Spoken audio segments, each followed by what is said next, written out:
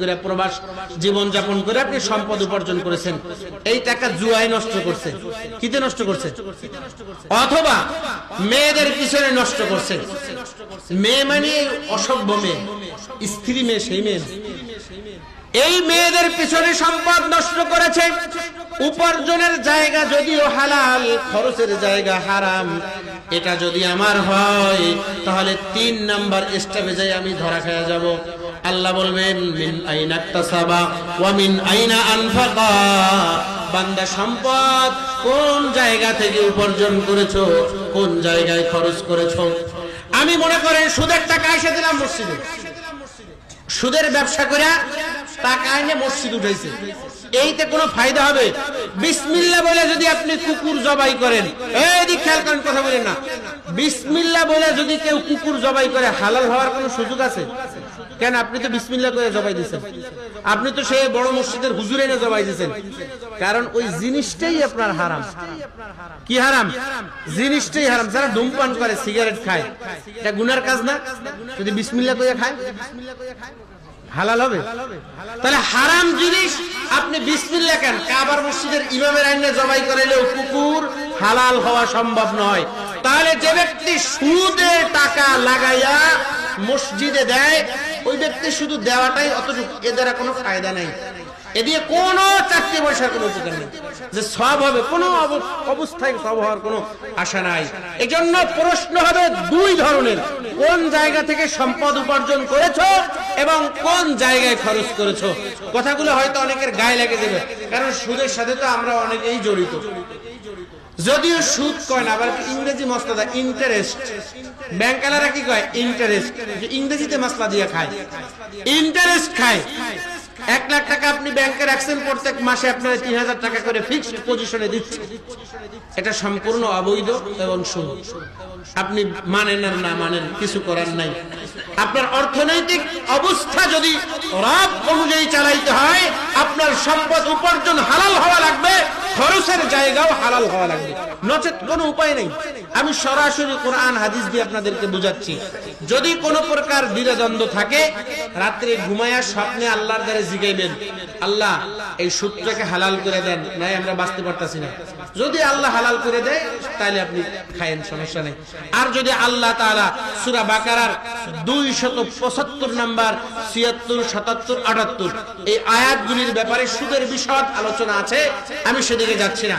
তো অর্থনৈতিক জীবন আমার রবের অনুযায়ী হতে হবে।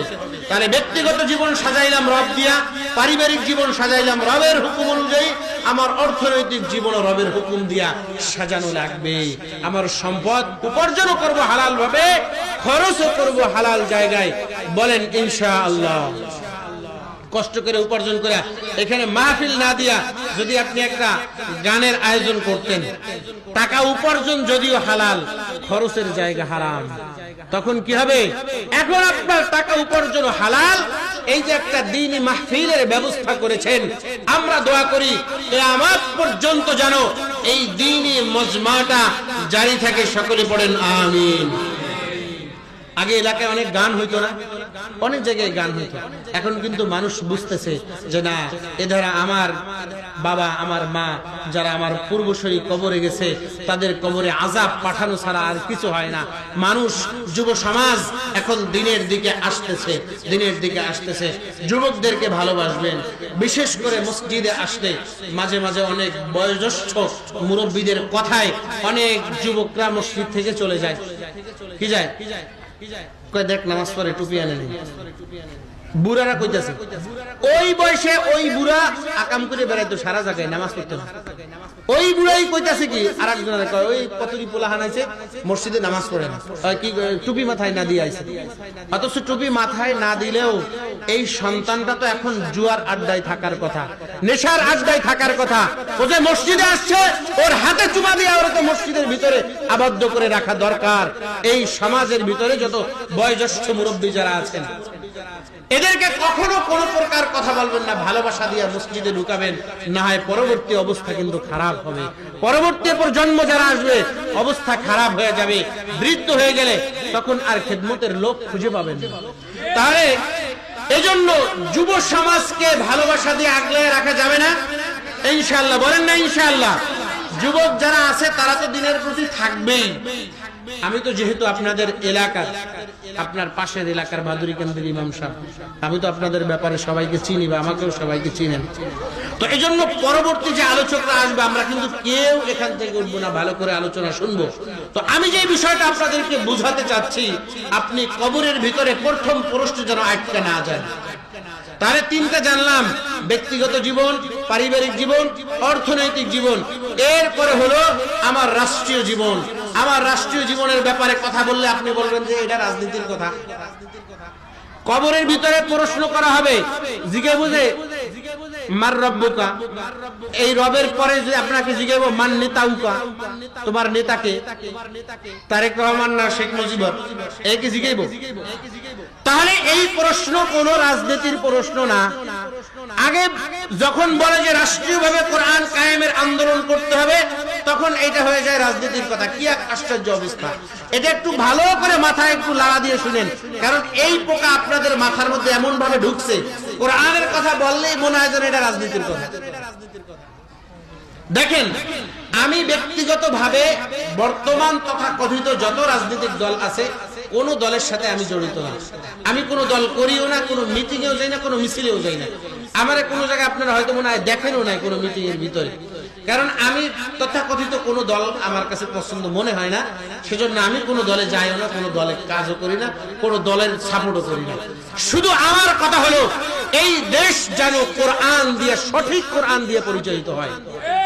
এক ভোট দিয়ে আপনি 14 গোষ্ঠীতে জান্নাতে পাঠাই দিবেন, ওই ভোটের জন্য আমি আপনারা বলতেছি না। একটা ভোট দিবেন, 14 গোষ্ঠী জান্নাতে, এই সমস্ত কথা আমি আপনাদেরকে শোনাচ্ছি না। আমার কথা হলো, রাষ্ট্র যেন সঠিক কোরআন দিয়ে পরিচালিত হয়। এমনি পরিচালিত হবে না কেন? দেশ যদি চোর মুক্ত হয়, তাহলে আপনার আমার কত কিছু যে বেঁচে যাবে আপনি কল্পনাও করতে পারবেন না। আজ একটা 1 টাকার চকলেটের ভিতর আপনার ভ্যাট দেয়া লাগতেছে। দিন ভ্যাট ঠিক আছে, কিন্তু পরিমাণটা কত? চোরেরা খাইয়া দেশ শেষ করে দিচ্ছে। তো আমরা দোয়া করি, যারাই দেশ পরিচালনায় আসুক, তারা যেন এই কোরআনকে পার্লামেন্টে নিয়ে কোরআন অনুযায়ী যেন দেশ চালায়। কোরআন অনুযায়ী দেশ চালাইলে কি হবে?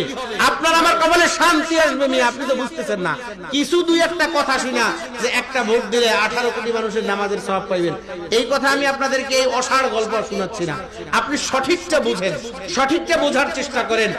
কোরআন দিয়ে যদি রাষ্ট্র পরিচালিত হয়, তাহলে কি হবে? একটা মানুষ যখন মারা যায়, এই যে কিছুদিন আগে রেল লাইনের একটা বেয়ারিং করে একটা মানুষ মারা গেছে না, জরিমানা দিছে কয় লাখ টাকা?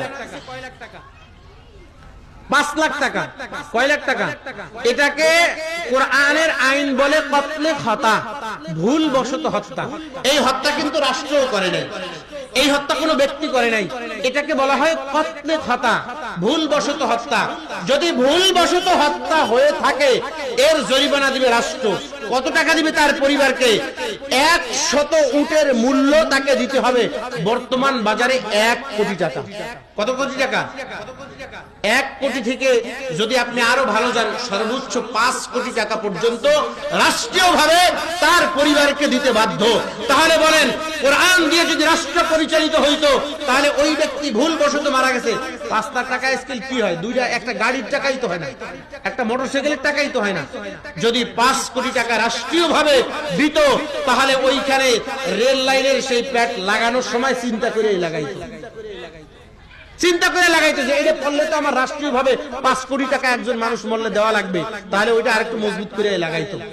কিছুদিন আগে আবার একটা ওই যে ফ্লাইওভার করার সময় একটা ফ্লাইওভারের অংশ পড়া প্রাইভেট কার ভাঙে জায়গায় মারা গেলে না, দেখছেন না খবর? তাহলে ওই ব্যক্তিকেও কত টাকা দেওয়া দরকার? 5 কোটি টাকা রাষ্ট্রীয়ভাবে তাকে দিতে হবে। এটা কোরআনের আইন। চুরি করছে, আল্লাহ তাআলার কোরআন বলে হাত কেটে দাও। চুরি করলে হাত কেটে দেবে, তো বড় কঠিন কথা। একজনের হাত কাটবেন, এই এলাকার যত ছোট বড় মাঝারি চোর আছে সব সোজা হয়ে যাবে।